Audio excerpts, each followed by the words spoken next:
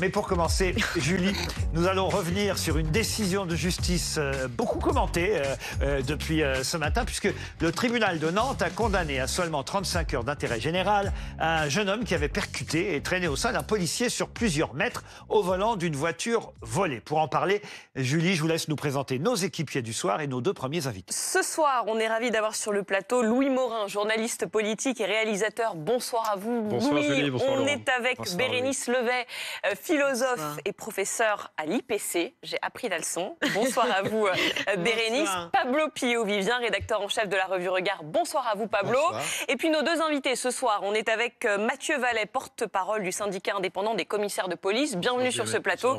Et Mathias Tesson, journaliste police-justice pour BFM TV. Alors on commence effectivement par cette décision du tribunal de Nantes suite à un fait divers qui date d'il y a quelques mois et effectivement depuis que cette décision a été prise, on entend beaucoup cette expression deux poids, deux mesures. Ben oui, les policiers sont très en colère à Nantes. Un jeune homme donc, a été condamné à 35 heures de travaux d'intérêt général pour avoir commis un refus d'obtempérer. Les faits se sont déroulés le 2 mai dernier. Ce jour-là, le jeune homme, mineur au moment des faits, refuse d'obéir au policier qui veut contrôler son véhicule. Il percute et traîne au sol le policier sur une vingtaine de mètres. Le parquet avait requis au départ une peine d'1 an de prison avec sursis. Ce sera donc 35 heures de travaux d'intérêt général. La motivation du juge était de ne pas couper la dynamique de réinsertion du prévenu. On va peut-être tout de suite demander à Mathias Tesson si Julie a tout dit ou si vous avez des précisions supplémentaires je vous ai peut-être sur cette affaire. Je vais m'en aller, je vais repartir, parce que vous avez tout dit, Julie. Non, plus sérieusement, les faits donc, remontent à début mai dernier. Effectivement, à l'occasion d'un contrôle de police, des fonctionnaires de police considèrent qu'un véhicule est un petit peu suspect parce que les personnes qui sont à l'intérieur ont l'air assez jeunes et donc ils décident de contrôler ce véhicule. Le véhicule se range alors sur le bas-côté, s'arrête, est immobilisé. Le fonctionnaire de police victime s'approche, sauf que le véhicule redémarre. Et en fait, le fonctionnaire de police, eh bien, pour essayer de ne pas chuter, de ne pas tomber en arrière, il va s'accrocher à la portière et il va être traîné comme ça sur plusieurs dizaines de mètres. Il a été blessé très sérieusement, hein, vous l'avez rappelé. Plaie profonde de 20-25 cm au crâne, traumatisme crânien, il n'a toujours pas repris le travail.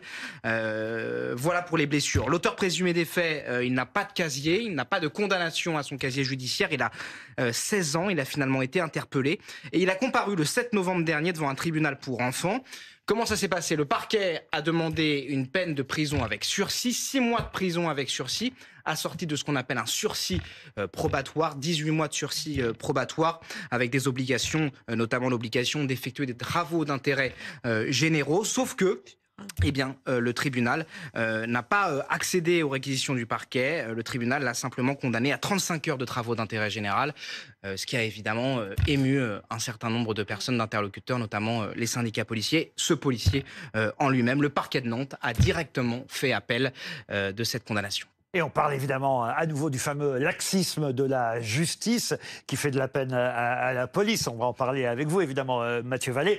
Marine Le Pen a tweeté, elle tweete quasi aussi vite que Jean-Luc Mélenchon en ce moment, il faut bien dire, et elle a tweeté sur cette affaire 35 heures de travaux d'intérêt général pour avoir attenté à la vie d'un policier. Les Français ne supportent plus ce laisser-faire judiciaire qui renforce le droit à l'impunité, galvanise les comportements violents et érige le laxisme en idéologie. L'heure est à la tolérance zéro pour les agresseurs des forces de l'ordre, pas au droit à l'irresponsabilité illimitée. Évidemment, cette affaire vient en écho à l'affaire dont on a évidemment commenté ici même les faits hier, c'est-à-dire la libération tardive, c'est en tout cas ce que certains jugent au sein de la police, libération tardive du policier qui a tiré, vous le savez, sur le jeune Naël et provoquant ainsi sa mort. C'est vrai que quand on met ces deux affaires en parallèle, on peut comprendre les commentaires. Qu'est-ce que vous en pensez, Mathieu Vallet ? D'abord, c'est une décision humiliante pour le policier qui n'est pas resté jusqu'à la fin du jugement parce qu'il s'est senti méprisé par la magistrate qui dirigeait l'audience. Et c'est une décision écœurante pour tous les policiers de France. Il a quitté le tribunal avant la fin. Tout à fait, et elle est écœurante pour tous les policiers de France. Je pense que le tribunal de Nantes, ça doit être l'annexe du syndicat de la magistrature qui revendique un tiers de membres chez les magistrats et qui en fait défile aux côtés de ceux qui détestent la police et qui revendique la lutte contre les violences policières. Parce que pour rendre un verdict aussi méprisant, j'allais dire ignoble envers ce policier, Il a des zones de son cerveau qui sont mortes. Il a fait une IRM il y a un mois. C'est un policier de la compagnie départementale d'intervention de Nantes, donc qui a aguerri à l'ordre public, à la sécurité routière, à la protection contre les trafics de stupéfiants dans les cités. Et on sait qu'à Nantes, il y a des règlements de compte qui sont malheureusement vigueur dans cette ville. Et donc, je veux vous dire simplement que 35 heures de travaux d'intérêt général, il faut dire aux Français ce que c'est. Il va repeindre les murs d'une école, il va faire les espaces verts d'une mairie. Et je trouve que franchement, on se moque de la tête des policiers. Ce que dit le juge, alors déjà, il était mineur au moment des faits, il avait 16 ans, et c'est ce qu'on a dit. Et il est toujours, effectivement. Et il le dit, c'était pour ne pas couper la dynamique de réinsertion. Il était déscolarisé au moment des faits. Il aurait repris le chemin de l'école il y a peu, et il aurait donc un meilleur comportement envers ses proches, envers ses parents, etc. Chacun son tour, mais Bérénice pour ne pas couper ça, il aurait des justement, moi je trouve que le fait qu'il soit mineur devrait nous inciter plus encore à la sévérité, parce que c'est ce que on peut appeler de la non-assistance à personne en danger, c'est-à-dire que justement on l'encourage à persévérer dans cette voie, alors que Maurice Berger, les travaux de Maurice Berger qu'il faut absolument lire, montrent très bien qu'il faut rappeler cette jeunesse à la réalité de leurs actes, à qu'ils se sentent responsables, qu'ils répondent réellement de ce qu'ils ont commis. Et cela, le fait de les punir si légèrement, eh bien, disqualifie à la fois la justice à leurs propres yeux et ne peut que les encourager à poursuivre sur cette voie. Donc, au contraire, ça me semble plus grave. Plus ils sont jeunes et plus il est grave de les appuyer dans leur processus de décivilisation. Parce que puisque le mot avait été utilisé par le président, souvenons-nous, là, c'est un acte qui a quelque chose de barbare. Alors, attendez, on n'est évidemment pas là pour rendre la justice à la place de la justice, mais en même temps, chacun va donner son avis. Même moi, je vais vous donner mon avis, mais je veux d'abord vous entendre d'abord les uns et les autres. Pablo. Oui, moi, je suis très gêné parce que j'entends sur le plateau, à la fois de votre part, Bérénice, parce que le discrédit que vous portez à l'égard de la justice, à mon avis, est totalement disproportionné. Elle n'a pas besoin de moi. Aussi, je vais vous lire justement. Et par vous aussi, Mathieu Vallet, parce que vous allez m'oublier. Non, je ne vous oublie pas. je savais. En plus, je voudrais pas vous effacer. Bérénice n'est pas fonctionnaire de police, vous l'êtes. Et le discrédit qui est porté par vous, fonctionnaire de police, à l'égard de l'institution judiciaire, je trouve ça très dangereux. Pourtant, hier, je sais que je réponds sur ça. Pablo, quand on parlait de l'affaire Naël hier, vous étiez révolté que le policier soit libéré. Par contre, quand c'est des délinquants qu'on met dehors, ne mélangez pas tout. Ne mélangez pas tout. Vous faites un deux poids deux mesures qui est agaçant. C'est pas vrai. Je comprends. Vous avez le droit de dire que vous êtes écœuré, que vous êtes choqué, etc.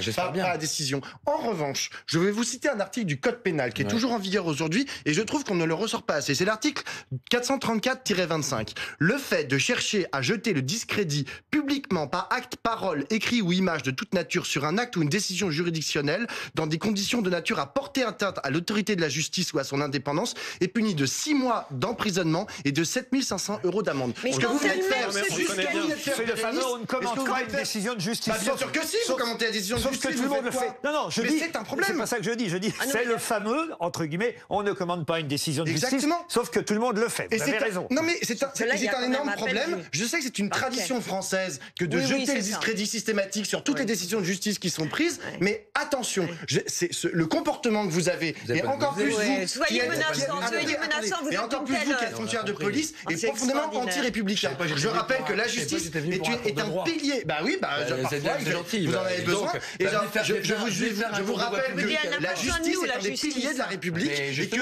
lorsque vous l'attaquez, aussi je vous rappelle que Pablo est ici en travaux d'intérêt général. On l'a obligé à faire des émissions avec vous. C'est sa peine. Il n'y a pas qu'avec vous qui fait des travaux d'intérêt général. Avec Maxime Suitac aussi. Il remet le couvert. Louis Morin. Non, mais bien évidemment. Alors, on peut citer cet article du Code pénal comme vous venez de le faire, Pablo Pillot. Mais la réalité, si vous voulez, c'est que ça ne changera rien à l'appréciation des Français vis-à-vis de ce type de jugement. Et la réalité aujourd'hui, c'est que les Français sont très critiques vis-à-vis de la justice. On peut demander effectivement de se taire et de ne pas commenter les décisions de justice. La réalité, c'est que le dernier sondage en la matière qui a été fait, sondage IFOP pour le JDD publié en juillet 2022, 73% des Français considèrent que la justice fonctionne mal.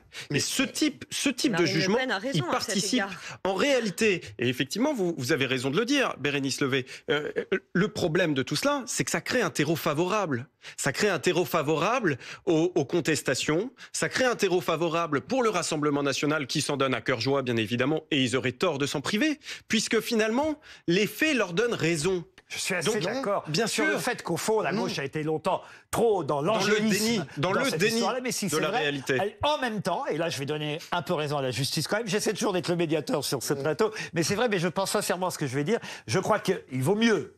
Attendez, laissez-moi aller jusqu'au bout. Il vaut mieux que ce garçon ait des travaux d'intérêt général, peut-être, que d'aller en prison et qu'il se radicalise et qu'il ressorte pire qu'il y soit rentré. Mais, attendez, je termine. Mais, en revanche, il me semble, mais je vous dis, je suis en train de rendre la justice à la place du tribunal de Nantes, mais il me semblerait juste, en revanche, que ces travaux d'intérêt général soient un peu plus que les 35 heures. C'est tout. Si on passait à peut-être 35 mois, par exemple, d'intérêt général, là, je dirais, c'est peut-être un peu plus juste. Mais nous ne sommes pas juges. Mais si, on n'est pas on n'est pas juge, mais il faut comprendre quand même que là, quand on voit que d'un côté, il y a 30 jours d'ITT, en fait, il y a 1 heure d'intérêt général par journée d'ITT pour le policier. Ça paraît quand même assez disproportionné. Mais on ne sait pas, on n'a pas été dans le procès, on n'a pas entendu les auditions, on ne sait pas les pièces du dossier, on n'a pas accès au dossier. Je suis pour qu'un mineur n'aille pas en prison, si effectivement, surtout s'il est en voie de réinsertion. Pardon. Moi, je réponds. La magistrate, quand elle explique qu'elle met 35 heures de travaux d'intérêt général pour pas casser la dynamique de réinsertion. Mais il faut rien changer en fait. Si on veut pas casser la dynamique des voyous qui s'en prennent aux policiers et que finalement les citoyens ne sont plus protégés par la justice, moi j'ai un sondage plus éloquent, monsieur Morin. 40% des Français font confiance à la justice, la police, c'est 73%. Bon, il n'y a pas de délectation. J'aimerais bien qu'on ait le même niveau, la police et la justice. Je dis simplement que moi je suis pas contre les juges, je suis contre l'injustice. Et qu'aujourd'hui, quand vous avez un policier qui se fait traîner sur 20 mètres, qui est blessé grièvement au visage, qui a failli laisser sa vie, on nous fait... N'essayez pas de me convaincre. Oui, mais là on dirait que Mathieu Vallet va arriver. Vous avez une peine, vous auriez aimé quelle peine? Alors, je vous le dis, moi déjà, quand on se touche à un policier, on doit forcément dormir en prison. Oui, parce que dans l'éducation, un policier qui rend la justice, un policier qui veut rendre la justice. Il faut une peine. Il faut pas à vous de rendre la justice. Il faut une peine. Ce que vous dites, pardonnez-moi. Il faudrait une peine minimale. Il faudrait une peine minimale. Je suis légitime à parler par rapport. Est-ce que je peux en placer une, s'il vous plaît? Il faudrait une peine minimale pour les agresseurs de policiers. En fait, si vous voulez, aujourd'hui, le premier carburant des voyous, c'est l'impunité. Mais oui, quand on crache sur un policier, quand on agresse un policier, quand on frappe un policier, quand on prend à partie un policier, d'abord on est content, on a le package. On se fait filmer, on se fait jeter en pâture sur les réseaux sociaux, et nous quand on passe devant la justice, pour le policier qui a tué Naël, il y a de la place en prison. Par contre pour les délinquants, 50% de la délinquance en France fait par 5% de multirécidivistes, là il n'y a pas de place. Donc là c'est un vrai 2 poids 2 mesures. Mais là je vous entends pas parce que comme vous êtes omnibulé par votre... Mais non, pas du tout. Mais pas du tout. Et je trouve ça vraiment terrible ce qui s'est passé pour ce policier. Je vous interromps. Vous auriez dû commencer par là. Le soutien aux policiers, c'est important, mais c'est pas dans votre lexique habituel. Mais bien sûr que si. Je soutien à ce policier. Une peine minimale. C'est-à-dire que quand on touche à un policier, moi je suis pas comme vous, Laurent Ruquier, parce que les mineurs ont des prisons dédiées, donc c'est à l'heure de faire croire qu'ils sont mélangés avec les gros voyous. Ils doivent dormir en prison. C'est comme ça que dehors on sera respecté. C'est plus aux policiers. C'est pas la loi. C'est le manque de moyens dans la justice. Respecter la loi. Et ça, effectivement, c'est une réalité. Il faut inviter Monsieur Dupond-Moretti. Mathieu Vallet, on laisse parler Louis et Bérénice pour conclure. Parce qu'effectivement, il y a un problème de laxisme dans la justice, mais il y a surtout un problème de manque de moyens, mais qui a été théorisé. Parce que lorsque vous n'avez plus les moyens, en réalité, d'enfermer suffisamment de délinquants, eh bien, les peines qui sont données, les peines qui sont données par les juges, eh bien sont diminuées tout simplement puisqu'il n'y a plus de moyens dans les places de prison. Ça a été théorisé par Christiane Taubira à l'époque où elle était ministre de la Justice. La réalité, elle se fait aujourd'hui encore ressentir. Oui, mais là en l'occurrence, c'est même pas cet argument qui est invoqué. C'est simplement que indirectement si, puisque on considère que s'il va en prison, on va rompre sa scolarité. Ça veut dire qu'on manque de moyens. Qu'il a reprise puisqu'il était déscolarisé. Mais ça veut dire qu'on manque de moyens aussi dans les prisons pour pouvoir scolariser convenablement les enfants et les mineurs. Je vais passer l'école de la magistrature. Vous avez 1 minute 30. C'est très rapide. Je pense qu'en revanche, les travaux d'intérêt général devraient être d'une nature peut-être beaucoup plus... Parce que là, si vous disiez que c'était... Plus conséquente. Voilà, plus conséquente et surtout investissant beaucoup plus la personnalité et pas simplement repeindre je ne sais quoi. Donc, c'est la... Mais vous ne savez pas ce qui va se passer. C'est la nature quand même de ces travaux. C'est un peu la caricature. Moi, je suis d'accord. Nous, on en a prison. Comme ça, il n'y a pas de débat, vous voyez. Oui. Non, mais moi, en revanche, oui, je suis d'accord. De toute façon, le policier, lui, le meurtrier de Naël, il a été mis en prison. Donc, il est incroyable quand même que ce jeune homme ait été laissé en liberté. C'est effectivement le béaba. Le policier n'est pas décédé. Non, d'accord. Mais 30 jours d'ITT, il est quand même pas dans un très bel état. Oui.